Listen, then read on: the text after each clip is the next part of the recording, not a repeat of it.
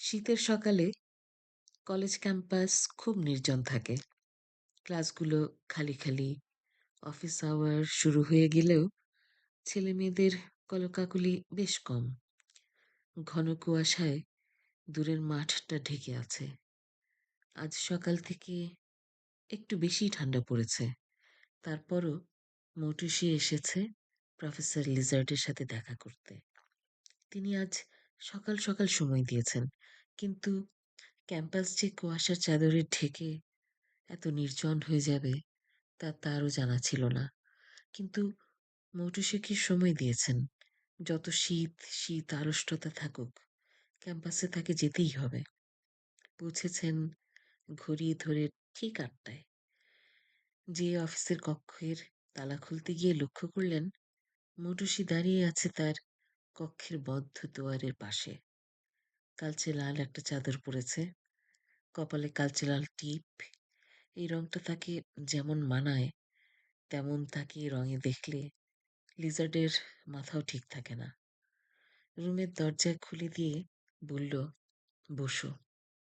তারপরই উধাও হয়ে গেলেন প্রফেসর লিজার্ড। কোথায় গেলেন প্রফেসর? মৌটুসি ভাবছে মনে মনে। বিল্ডিং এর পিছনে ক্যান্টিন আছে, সেখানে কি একটা সিগারেটের টান দিতে? ভদ্রলোক বেশ আশ্চর্য, এখনই সিগারেটের নেশা পেয়ে ধরল। প্রফেসর দারুণ লাগে যখন তাকে হাতে সিগারেট ধরে খাতার দিকে নিশ্চিন্ত মনে তাকিয়ে থাকতে দেখে, এবং যখন তিনি কোনো অঙ্কের সমাধানের চেষ্টা করছেন মগ্ন হয়ে, তার সে একাগ্র চিত্তে নিবিষ্ট মনে বইয়ের পাতার দিকে তাকিয়ে থাকাটা মৌটুসিকে ভীষণ আকৃষ্ট করে। সাথে রয়েছে তার ব্যক্তিত্ব, তার বচনভঙ্গি। আর মৌটুসির মরক্কোর বেদুইন মেয়েদের মতো এই পরীক্ষা বাংলাদেশে এলো কোথা থেকে প্রফেসর লিজার্ড ভেবে পায় না। ওকে ডেকেছে আজ সবার আগে দেখা করতে, নাকি পড়া বোঝাতে, নাকি মৌটুসি পড়া বুঝবে আর লিজার্ড তাকে মন ভরে দেখবে? ফোনাটা মুখ থেকে বের করে কোনোভাবে নিজেকে সামলে রাখবে, বা ফোনাটা মুখ থেকে বের হতে দেবে না? মানুষের চেহারায় সে যে একটা খোলসের ভিতরে লুকিয়ে থাকা সাপ, তা সে কোনোভাবেই প্রকাশ করবে না। সিগারেটের টানটা শেষ করেই লিজার্ড ক্যান্টিন থেকে বের হয়ে রুমে প্রবেশ করল। সৌম্য শান্ত রূপ নিয়ে ধীর স্থির করে নিজেকে সামলে নিতে নিতে চেয়ারে বসল। গাম্ভীর্য, ব্যক্তিত্ব, বচনভঙ্গি নিখুঁত রেখেই আজ মৌটুসিকে বলে ফেলবে মনের বাসনার কথা। বলবে, মৌটুসি, বাসায় আসো না একদিন, বেশি করে তোমায় সময় দিতে পারবো। মৌটুসি নিশ্চয়ই গর্বে, অহংকারে, সম্মানের সাথে তার প্রস্তাব গ্রহণ করবে। প্রফেসর লিজার্ড স্বয়ং এরকম আন্তরিকতা দেখালে জীবনে আর কি লাগে? এত সম্মান ছাত্রের জন্য সবচেয়ে গর্বের বিষয়। মৌটুসির কখনোই এই সুযোগ হাতছাড়া করা ঠিক হবে না। সে হাতছাড়া করবেও না। আর ওকে বাড়িতে আনতে পারলে লিজার্টের শূন্য গোয়াল ঘর কানায় কানায় পূর্ণ হবে। খালি ঘরে আর কত? স্ত্রী ছেড়ে গেছে সেই কবে। তাকে বলে তাকে তার ভালো লাগে না। ঘরে বলে সিগারেটের গন্ধ, গায়ে গন্ধ, মুখে ভক করে ধোয়ার গন্ধ বউয়ের পছন্দ না।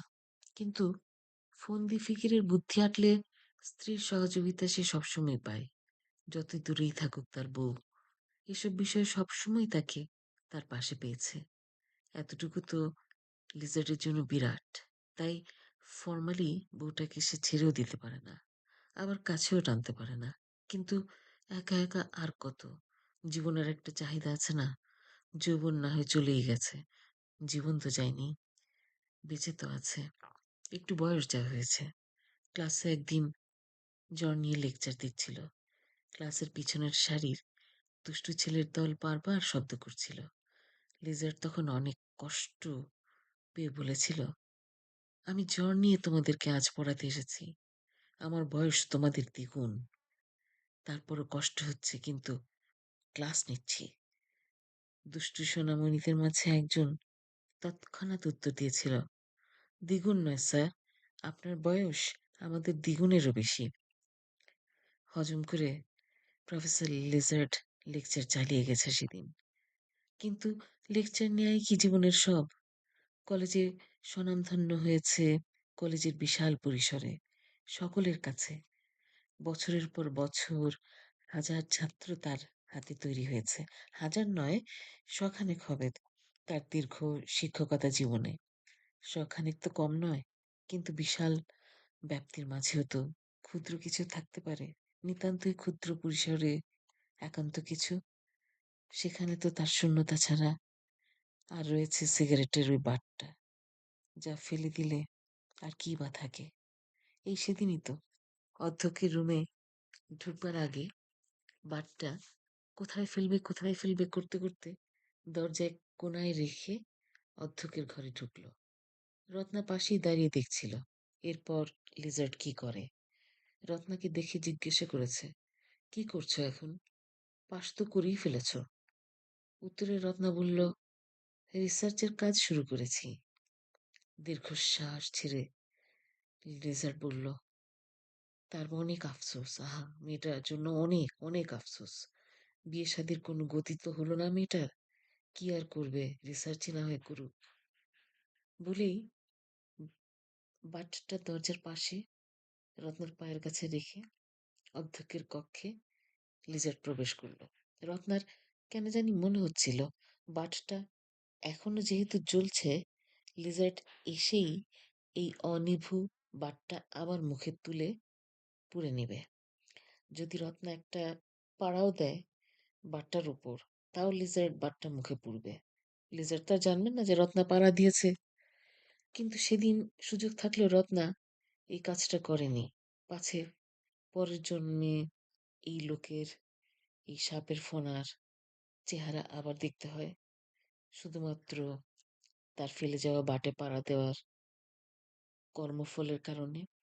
শুধু একটা পাড়া দেবার কারণে যে কর্মফল তৈরি হবে, তা রত্না আর নিতে প্রস্তুত না। তাই রত্না চুপচাপ দাঁড়িয়েছিল। রত্নার 12টা বাজিয়ে লিজার্ড অনেক টাকা হাতড়ে নিয়েছে রত্নার সাইকোপ্যাথ শ্বশুরের কাছ থেকে। রত্না তো প্রতিশোধ নিতেই পারে আজ লিজার্ডের বাটে পাড়া দিয়ে, কিন্তু সে করেনি সেটা শেষ অব্দি। লিজার্ড ঠিকই যেই ভাবা সেই কাজ। অধ্যক্ষের ঘর থেকে বের হলো। বিশাল কেংটা ধরনের লম্বা মানুষটা কুঁজো হলো। ফেলে দেওয়া বা বলা যায় দরজার পিছনে পড়ে থাকা, মানে তার রেখে যাওয়া বাটটা তুলে নিল হাতে। তারপরে মুখে পুরল, তারপরে সম্মুখ পানে রওনা দিল। রত্নার ভাবনা একদম ঠিক আছে। লিজার্ড বাট ছাড়া থাকতে পারবে না, ফেলতেও পারবে না। সিগারেট শেষ হয়ে যাওয়া বাটেরও তো দাম আছে। অথচ এই বাট সর্বস্ব জীবনে লিজার্ড বড় একা। তার মনোরঞ্জনের কিছু নেই। দার্শনিক চিন্তা করেও নিজের চাহিদাগুলো মেটাতে পারছে না। পয়সা দিয়ে ভাড়া করে আনতে পারে অনেককে, সাময়িক সময়ের জন্য আনন্দ পেতে পারে, সময়টা আনন্দে কাটাতে পারে। না, সেসবে তার মন ভরে না। আসলে মৌটুসির কোমরের ওই বাঁকটার কথা ভাবলে জীবনের বাঁকে এসে তার ভিতরের লেজারটা ফনা মেলে ওঠে। মৌটুসির তীক্ষ্ণ ধারালো আগুন ধরানো রূপ, যৌবন, স্মার্টনেসের কাছে পৃথিবীর সবকিছু ম্লান। তাই মৌটুসিকে সে বাসায় নেবে, একা করে পাবে তখন। প্রফেসরের ছোঁয়ায় ছাত্রীর গর্বের সীমা থাকবে না। আর ভিতরের যে প্রতিনিয়ত দগ্ধ হওয়া সাপটা, সেটাও লিজার্ডের ফোনার কাছে পরিপূর্ণতা পাবে। ওকে লিজার্ড ছাড়া এই জন্মে আর কেউ হজম করতে পারবে না, এবং মৌটুসি সেটা জানে।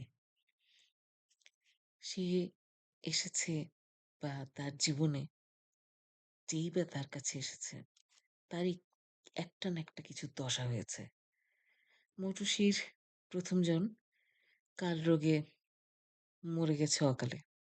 মৌটুসির দ্বিতীয়জন বদ্ধ উন্মাদ হয়ে রাস্তায় রাস্তায় ঘুরে বেরিয়েছে। যেই আসে মৌটুসীর জীবনে তারই এই ভয়ানক পরিণতি হয়। কিন্তু কেন? সর্পযোগ আছে নাকি তার? বন্ধুরা কখনো কিছু বলেনি তাকে, পাছে মৌটুসী কষ্ট পায়। কিন্তু গ্রুপ ছবিতে সেদিনও দেখল তার কুচকুচে কালো চোখ দুটো লাল হয়ে জ্বলজ্বল করছে। সামনাসামনি তো মৌটুসীকে এমন দেখায় না, ছবিতে অমন আসে কেন? আগুনের মতো রূপ আছে তার, কিন্তু আগুনের মতো জ্বলজ্বলে চোখ তো আর নেই। কাজল কালো নয়ন, ওই গোরা মুখে তাকে তো অপরূপা করে রাখে। অথচ কেমন যেন একটা ব্যাপার তার সাথে ঘটে। কিছু কি আছে ওর সাথে? কোথায় গেলে তার এই সাথের ওই জিনিসটাকে সে ঝেড়ে ফেলে দিতে পারবে? কার কাছে গেলে তার বিষাক্ত শক্তিটুকু সেই লোক টেনে নিয়ে তাকে শান্ত করতে পারবে? প্রফেসর লিজার্ড তাকে খুব টানে। তার লকলকে জিহ্বা অনেক দূর প্রসারিত হয়ে আজ তার মাঝে প্রবেশ করেছে। লিজার্ডের টানে আজ সে মাতোয়ারা। সে তার শয়নকক্ষের দরজা খুলে বেরিয়ে এসেছে। নরম গোলাপি আভার শিফন শাড়ির মতো একটা শাড়ি জড়িয়েছে।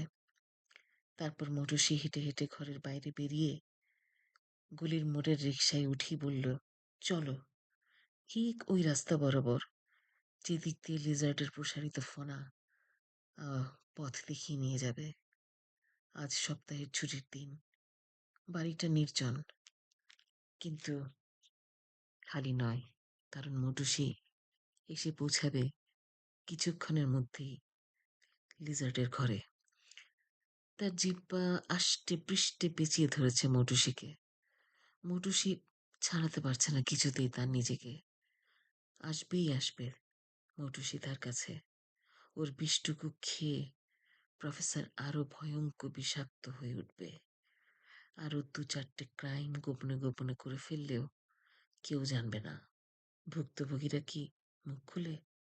রত্নার মতো আরো এক ছাত্রের থিসিস নিয়েও তো তার 12টা বাজিয়েছিল।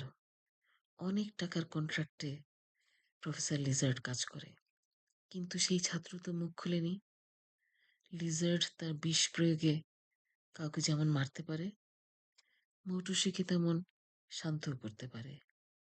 তার ফনার কাজ বহুমুখী, তাই সে বহুরূপী।